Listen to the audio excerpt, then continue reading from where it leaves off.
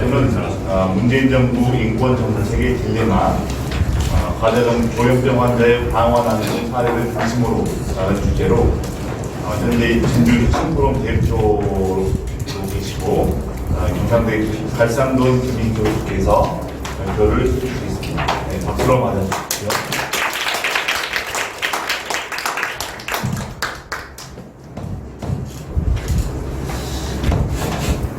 이 발표를 이렇게 맡게 된 거 아까 말씀을 하셨는데 사실 발표 담당을 하는 게 사실 권력 구조에 의해서 결정됩니다. 우리 배진석 교수님도 그렇듯이 그냥 전화를 해가지고 좀 하시겠냐 이렇게 하면 못하겠다고 할 수 없는 이런 미묘한 권력 구조에 의해서 저도 수락하게 됐고요. 정말 괴로운 거는 정말 배진석 교수님하고는 비교할 수 없을 정도로 저는 정말 괴로웠습니다. 왜냐하면 제가 현실 정치권으로 들어와서 한 지금 거의 1년 반 동안 거의 책을 놓고 살다시피 하고 있는데 갑자기 이렇게 논문 발표를 하려고 하니까 정말 부담스럽고 스트레스가 많더라고요. 그래가지고 정말 힘들었고요.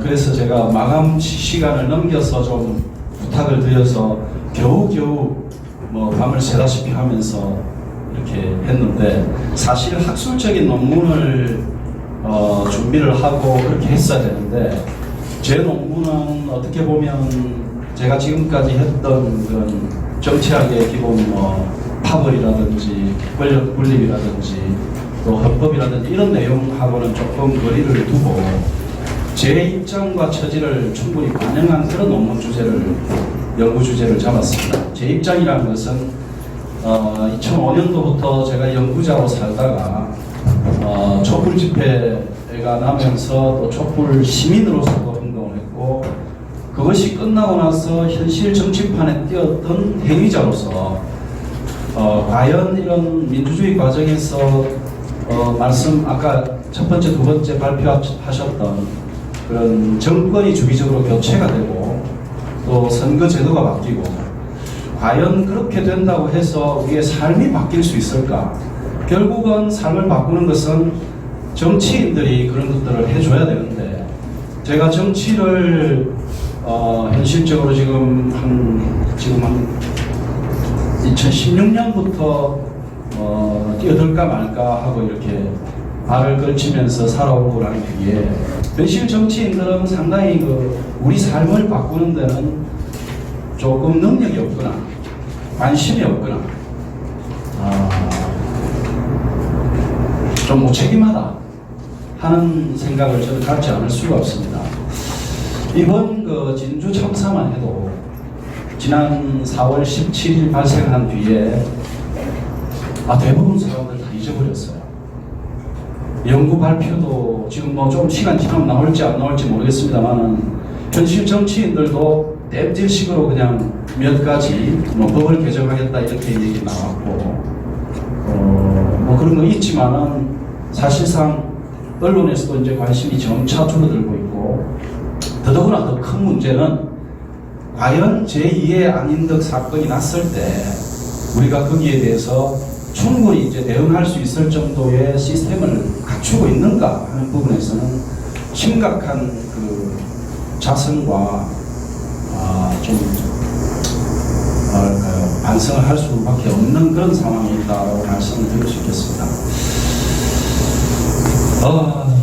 제가 이 문제를 접근을 하면서 사실상 좀 저널리스트적인 그런 관점으로 접근하는 면이 강합니다. 왜냐하면 이 부분이 학술적으로 연구된 부분이 별로 없고 제가 지난번에 시청에서 진주 지역의 국회의원이 이 문제를 주제로 세미나를 열었는데 사실상 충분한 검토와 연구 끝에 나온 그런 것보다는 좀 적극적으로 한 것이 같아요. 거기에서 어떤 대응책이 나오고 앞으로 그런 사건들을 두번다시 우리가 겪지 않아도 되겠다 하는 그런 느낌을 받기에는 충분한 토론도 없었고 연구도 좀 미비했다라고 저는 생각을 합니다. 그런 측면에서 저는 나름대로 이것을 현실 정치를 하고 있는 사람의 입장으로서 그리고 또 연구자의 입장에서 이걸 어떻게 해야지 여기에 대한 대응책을 마련할 수 있을까 하는 고민을 하게 됐고 그 고민의 일단을 여기에 아주 초보적인 그 기초 자료로서 연구 시간을 따지면요 부끄럽습니다만 한 3일 정도 그냥 두문불출하고 그냥 처박혀서 자료를 보고 쓴 것입니다. 사실 현실 정치를 하고 있는 사람의 입장에서는 더더구나 이런 말씀 드리면 그렇지만 총선을 준비하고 있는 입장에서는 3일을 이 연구에 처박혀서 한다는 것은 매우 그 비용이 많이 드는 그런 것이었습니다. 그럼에도 불구하고 정치를 하는 사람이라면 이런 사건을 반드시 해결할 수 있는 그런 의지를 가져야 되고 또 관찰하고 살펴보고 또 입법 의지를 또 가지고 실행을 할 수 있는 책임감이 있어야 된다 하는 생각을 연구하는 과정에서 더 많이 느끼게 됐습니다. 오늘도 이 자리에 또 LH의 고위 관계자께서도 또 와주시고 내비 소개는 안 했지만 우리 진주 지역을 대표하는 우리 최임식 LH 단장님 또 오셨습니다. 한번 박수 한번 쳐주시죠. 진주 지역의 우리 길거리에 이렇게 그 교차로마다 햇빛 가리개 많이 설치되어 있지 않습니까? 그거 다 LH에서 한 겁니다. 진주시가 한 게 아니고 그 LH가 해준 거에 대해서 우리 최임식 단장님의 역할이 아주 큽니다. 여러분들의 복지는 LH가 책임지고 있다 이렇게 생각하시면 됩니다. 제가 이번에 가장 참사를 접근을 하면서 제일 첫 번째는 이게 이제 정신질환자 인권정책의 디렘마라고 제가 표현을 했는데 디렘마라는 것은 그야말로 빠져나갈 구멍이 없다. 이쪽을 편들면 저쪽이 다치고 저쪽을 편들면 이쪽이 다치고 하는 정신질환자 정책을 어떤 그 복지 시스템을 강화해야 된다 하는 쪽으로 가면 그러면 그 사람 인권은 있고 일반적인 그런 보통 시민의 인권은 없단 말이냐. 제가 사실은 그 참사가 났을 때 저는 또 나름대로 그런 부분에서 또 유가족도 조문도 하고 해야 되는 그런 입장에 있었고 그래서 가서 이야기도 많이 들었는데 그때 당시는 그 분노가 하늘을 찔렀습니다. 그런 사람 안 잡아가고 그런 바람에 결국 우리같이 그냥 멀쩡한 사람들 피해자 가족이 21명이나 나왔거든요. 물론 그 사망한 분은 5분이지만 16분이 부상자가 났습니다. 그 정도로 엄청난 참사였고 사회적으로 관심을 끌었는데 이게 지금 딜레마라는 겁니다. 파고들면 파고들수록 출구가 잘 보이지 않는 그런 측면이 있다는 겁니다. 그럼에도 불구하고 우리의 민주주의는 아시다시피 출구를 찾아서 뭔가 하나씩 결정을 해 나가야 되는 그런 것이 우리가 안고 있는 과제입니다. 참여민주주의 말씀을 하셨는데 참여민주주의에서 결국은 의원들 소환도 하고 시민들이 직접 의원들을 지책하고 끌어내릴 수 있는 그런 제도로까지 우리가 발전할 수 있는가 하자면 의원들의 목에 방울을 달아야 되는데 과연 그런 것들이 가능한가라는 부분이고 또 선거제도라는 부분도 아까 배진석 교수님이 결국 지금 현재의 소선거구제와 중연동형 비례대표제 사이에서 왔다 갔다 하고 있는데 이걸 결정할 사람도 결국은 의회 내에 있는 사람들이라는 거죠. 근데 의회 내에 있는 사람들이 자기의 밥그릇을 먼저 생각을 하고 어떤 선거제도가 올바른 민주주의 또는 우리가 가야 할 민주주의에 부합하는 선거제도인가 이건 뒷전이라는 거죠. 그런 제도를 생각을 하고 자신들의 어떤 사사로운 이익보다는 더 큰 어떤 대성적 차원에서 이익을 먼저 생각하는 그런 국민의 대표자들이 많이 의회로 진출해야 이런 민주주의 과정이 주기적인 교체를 통해서 얻어지는 이 제도가 결국은 질 좋은 또는 문제 해결 능력이 있는 책임 있는 그런 정치인들에 의해서 질적으로 더 높은 민주주의가 만들어지는데 과연 지금 현재의 이 민주주의 시스템이 그런 정말 제대로 된 질 높은 또는 시민의 의지와 의사와 바람을 정확하게 반영하는 그런 대표자를 선출하는 시스템으로 가고 있는가? 아니면 정파적으로 그냥 정당 후보자가 결정되고 난 뒤에면 찍기 싫어도 찍어야 되는 그런 과정을 반복하고 있는 건 아닌가 하는 것을 우리가 잘 따져봐야 된다는 거죠. 결국엔 민주주의 심화 과정에서 우리가 찾아봐야 되는 것은 결국 복지국가인데, 이 복지국가라고 말을 하면 이거 국민에게 퍼주기다 이렇게 얘기 나오지 않습니까? 그런데 이렇게 조현병 환자의 방화 살인 사건을 구체적으로 들어가 보면은 정신질환자에 대한 복지 시스템이 근본적으로 개선되지 않으면 이거는 반복될 수밖에 없다라는 결론에 이르게 된다는 거죠. 우선 딜레마를 얘기를 할 때 제가 이런 딜레마에 의문을 던졌습니다. 첫 번째는 뭐냐 하면 고 임세원 교수가 자신을 치료하는 환자로부터 피살됐습니다. 모든 정신질환자들의 그 치료나 범죄자들의 치료도 마지막 대응책은 결국은 입원과 치료입니다. 그런데 입원과 치료를 하고 있는 의사가 그 대상자에게 살해를 당하는 이런 사태가 난 것이 지금 현재 정신질환 범죄자 또는 정신질환자들의 그 문제점들을 또는 해결책들을 찾아야 하는 과정에서 부딪히게 되는 제일 큰 딜레마라는 겁니다.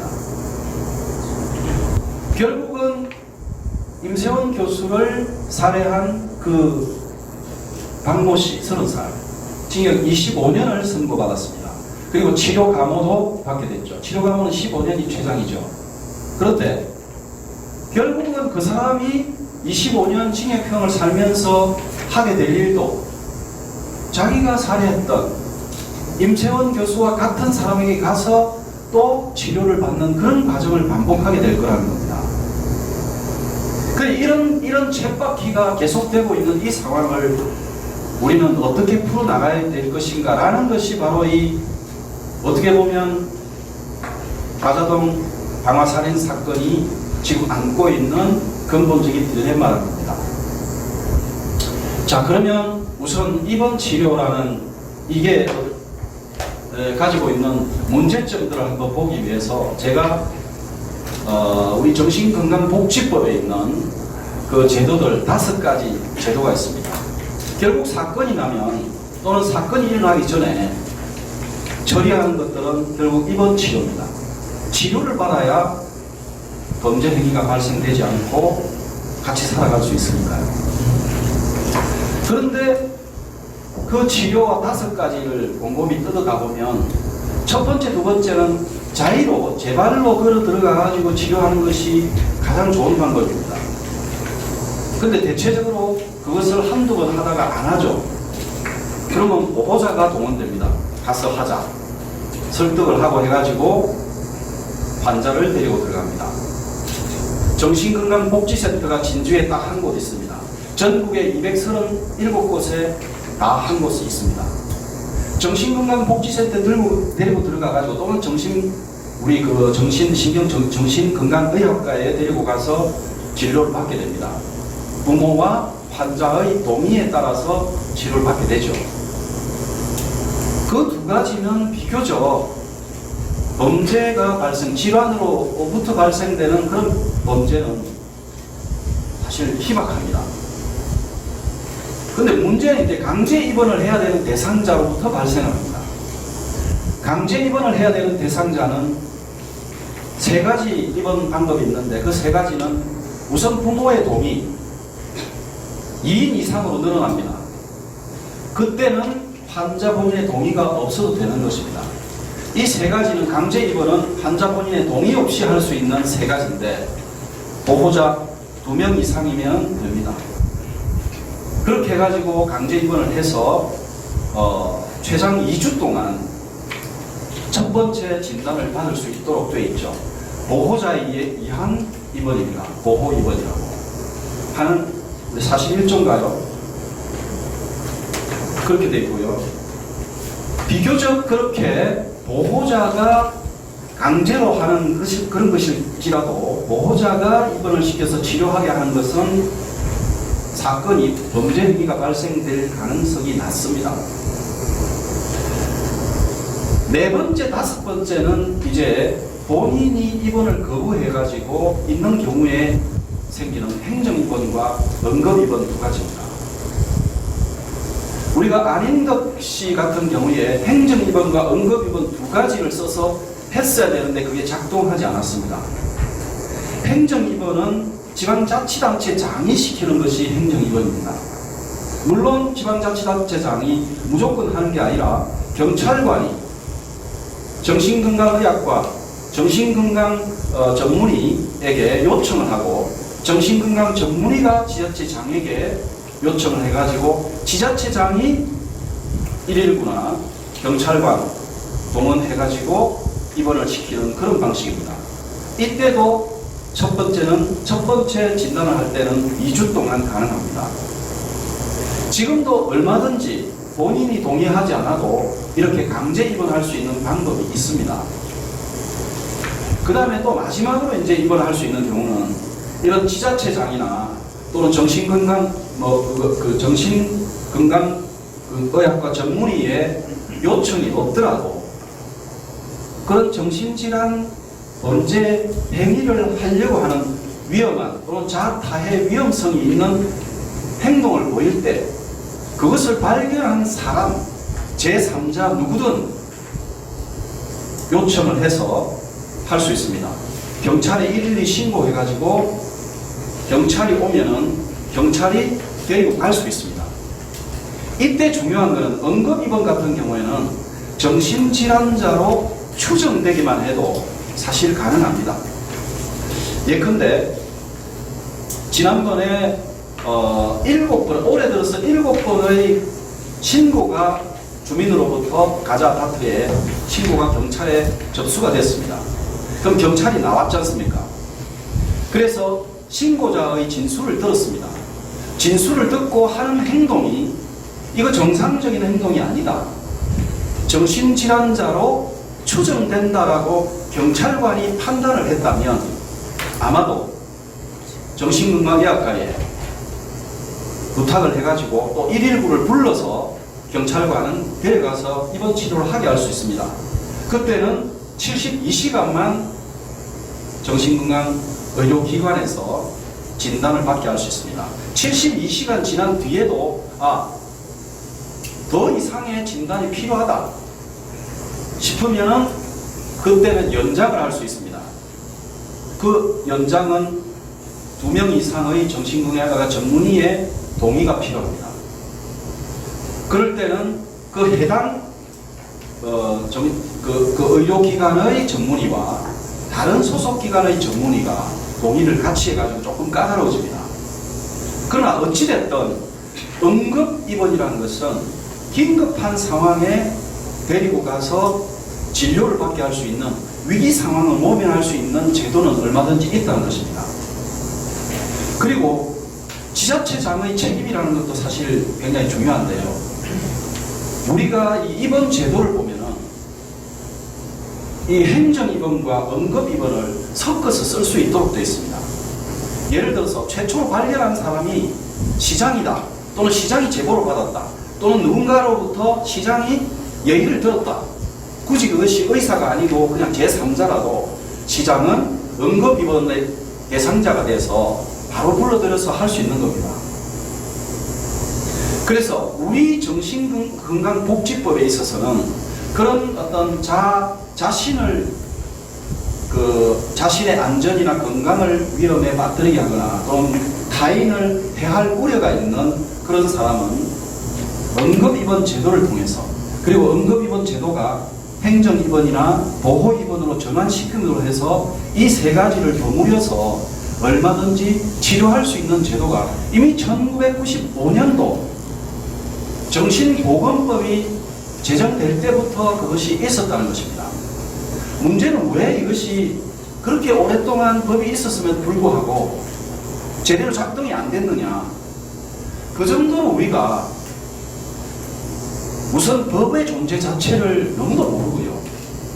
정신질환자에 대해서는 마치 금기시돼 가지고 개인정보나 또는 어떤 그 인권 침해 요소가 있다는 이유로 지레 행동을 하지 않는 그런 관행들이 너무도 뿌리 깊게 자리 잡아왔다는 것입니다.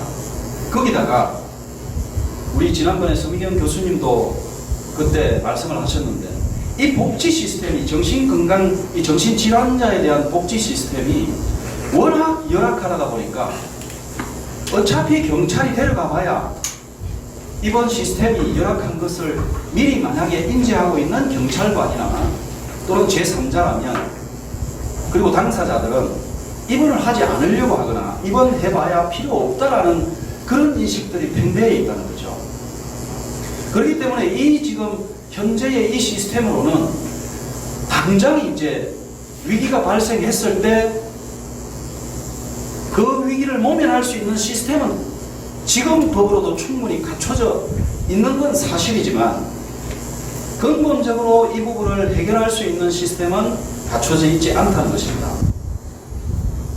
더구나 이제 제가 이제 이것을 여기에 이제 쓴 내용을 바탕으로 제가 추정을 한 것도 있고 취재를 한 것도 있고 이런데, 현직 경찰서장급의 사람들에게 전화를 해서 7번의 신고를 했는데 왜 이 사람이 2010년 사람을 상해를 시켜서 징역 2년에 집행유예 3년을 받았는데 그 전과 기록이 출동한 경찰이 전혀 알 수 없었느냐, 또 누적된 그런 신고를 전혀 경찰이 몰랐다는 것이 그게 가능한 얘기냐. 경찰 입장엔, 경찰 얘기는 그렇습니다. 7번이 신고되든 10번이 신고되든 나갈 때마다 경찰관이 다를 수 있다. 그 다음에 문제는, 더 큰 문제는 이렇게 나갈 때마다 다른 이런 사람의 신고 횟수가 경찰 전산망에 전혀 집계가 누적이 되어 있지 않다는 것입니다. 거기다 또 한 가지 더 큰 문제는 2010년도 이 사람이 상해를 입혀서 재판받은 결과에 판결문에 이런 게 있습니다. 이 사람은 정신분열증으로 인하여 상황 판단 능력이 없다라는 것이 판결문에 있습니다.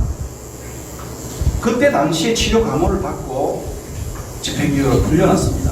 전과 기록에 이미 정신분열증이라고 기록이 되어 있습니다. 그때는 조현변이라는 이름이 아니었고 정신분열로 이렇게 나와 있습니다. 그런데도 불구하고 이 사람의 전과 기록과 당시의 판결문의 핵심 내용, 정신분열로 인한 어떤 범죄 행위, 이런 기록도 경찰에 전혀 포착이 되지 않았다는 것입니다.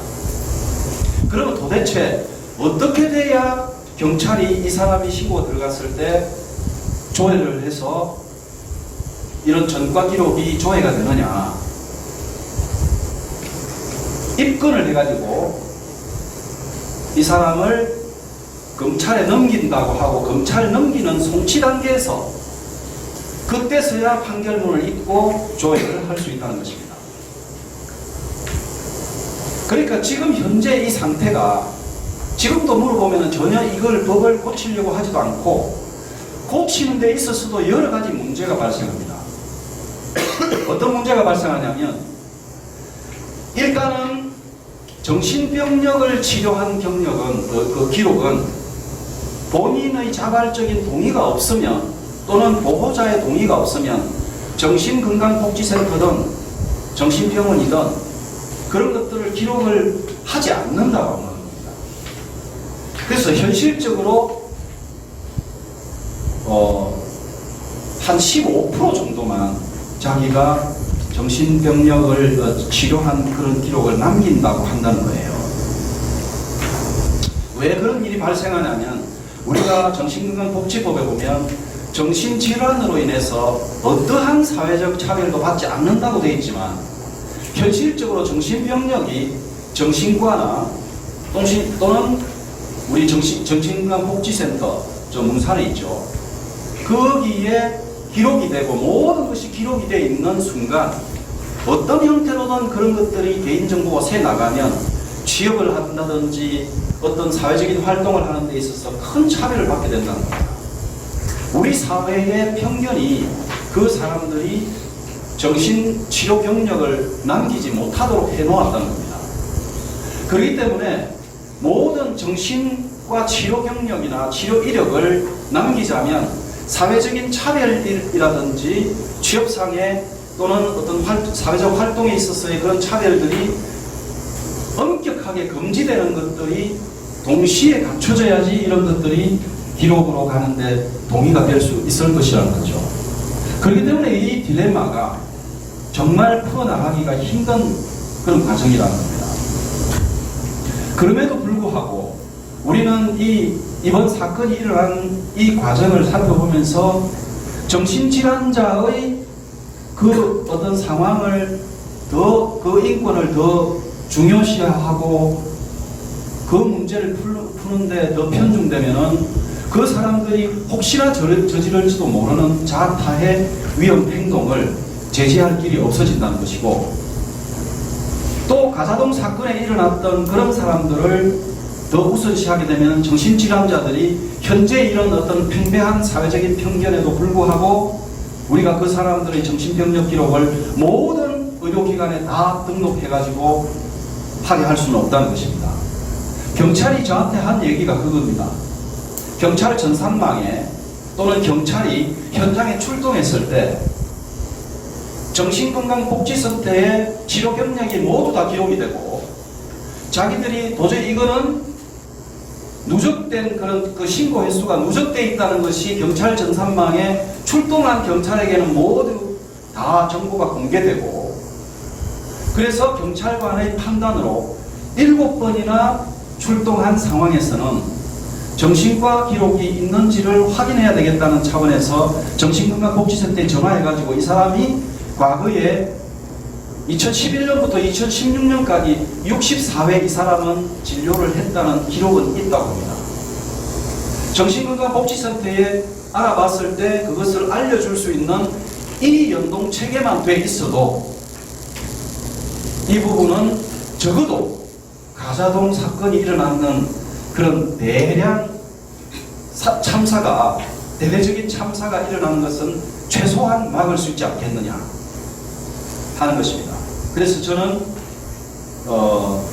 이런 어떤 첫 번째로는 이런 참사를 막는 그런 긴급한 조치로서의 우리가 당장 해야 될 것, 그리고 근본적으로 정신질환 범죄를 막기 위해서 우리가 해야 될 것, 이것을 둘로 나눴을 때 당장 우리가 해야 되는 것은 지금 현행 법은 이미 다 갖춰져 있다. 따로 법을 만들 필요도 없는 상황이라는 얘기입니다. 우리 지난번에 지역의 국회의원이 정신질환자가 자발적으로 입원을 하지 않으려고 하기 때문에 정신과 의사를 데리고 방문 진단을 할 수 있는 법을 만들겠다라고 개정안을 제출했다고 대표 발의했다고 나왔어요. 그런데 실제 방문 진단을 한다는 것은 불가능하거나 비현실적입니다. 왜? 그렇게 의사가 그런 일이 있다고 해가지고 정신건강의학과 전문의가 방문 진단을 할 수 있을 대로 남아도는 게 아닙니다. 병원에 가만히 앉아서 수십 명을, 수백 명을 받아야 될 그런 사람이 현장 가서 방문 진단하고 그럴 여유가 전혀 없다는 거죠. 오히려 응급입원을 통해서 당장 119 불러서 또 경찰 대동하에 응급입원 시키기 위해서 72시간 동안 위기 상황을 모면할 수 있는 그런 진단을 하고, 별 문제가 없을 때는 풀어주고, 더 신청적인 또 더 정밀한 진단이 필요할 때는 3개월간 연장을 할 수 있고, 또 3개월 연장을 할 수 있고, 그 다음부터는 6개월씩 또 연장을 할 수 있습니다. 물론 그때는 입원 적합성 심사위원회라는 걸 구성회가 있거든요. 거기는 국립 의료기관 병원장 있죠. 장의위원장이 돼가지고 하는 그런 엄격한 심사 구조가 또 돼 있긴 합니다. 물론 그런 어떤 그 절차 자체가 연장할 경우에는 쉽지는 않지만, 그러나 이런 것들을 더 활성화시킬 수 있다면 현행법으로도 얼마든지 가능하다는 거죠. 그것이 현재의 적극적으로 우리가 할 수 있는 그런 조치들이고요.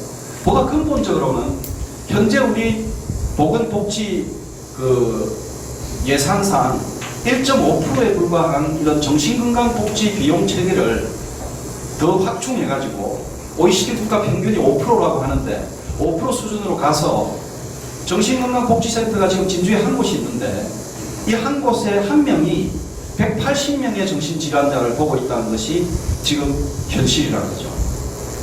180명이 본다는 것은 정신질환자 같은 경우에는 사실상 입원실에 혼자 있는 시간이 대부분이라는 겁니다. 입원해서 정신질환자가 혼자 있다는 것은 거의 치료하고 있지 않다는 것하고 똑같은 얘기입니다. 그냥 가둬놓고 묶어놓고 격리하고 있다는 그 이상 다른 얘기가 아니라는 거죠. 그렇기 때문에 정말 현실적으로 우리가 보다 근본적으로 이런 문제들을 해결하기 위해서는 정신건강복지센터에 일하고 있는 그런 상담요원이, 전문요원이 사회복지사라든지 심리상담사라든지 이런 분들이 대부분 다 비정규직으로 되어 있는데 이분들이 다 자주 교체가 돼가지고 정신질환자 진주에 있는 사람들이 치료를 받으러 갔을 때에 사실상 상담자들이 자주 교체돼가지고 이 사람이 어떤 사람인지 전혀 어떤 그 친분관계가 없는 상태에서 새롭게 또 보고 정신질환 치료에 가장 중요한 것은 자주 접촉해가지고 마치 가족처럼 그 사람들을 케어할 수 있는 그런 상태로까지 가야 최소한 3년에서 5년 정도는 똑같은 사람이 상담을 하고 치료를 해야지 그 사람의 그 상태를 그 사람의 입장에서 들어가서 치료할 수 있는 그런 시스템이 된다는 겁니다. 그렇기 때문에 이 정신질환 치료 시스템을 근본적으로 개선하기 위해서는 여기 이제 우리 복지학과에서 좋아할 얘기지만은 복지 시스템을 확충해가지고 정신건강 질환자들이 왜 그런 얘기 있었지 않습니까? 임세원 교수가 그 자신을 살해한 그 박모 씨라는 사람은 부모의 학대와 또 학교의 그 왕따, 괴롭힘 이런 것들로부터 자라나는 사람이라고 이야기를 엄마가 했지 않습니까? 그리고 어릴 때 이혼을 했고요. 그런 어떤 그런 그 오랜 그런 트라우마가 있는 사람에게는 그걸 치료하기 위해서는 거기에 못지않은 섬세한 치료와 또 장기간의 치료가 필요한데 현재의 시스템은 그런 것들이 불가능한 구조라는 겁니다. 그래서 실질적으로 필요한 것은 그런 부분에서의 어떤 그 복지 확충이 긴급하게 우리가 해야 될 그런 문제라는 걸 말씀드리면서 제 발제는 이것으로 마치겠습니다. 고맙습니다.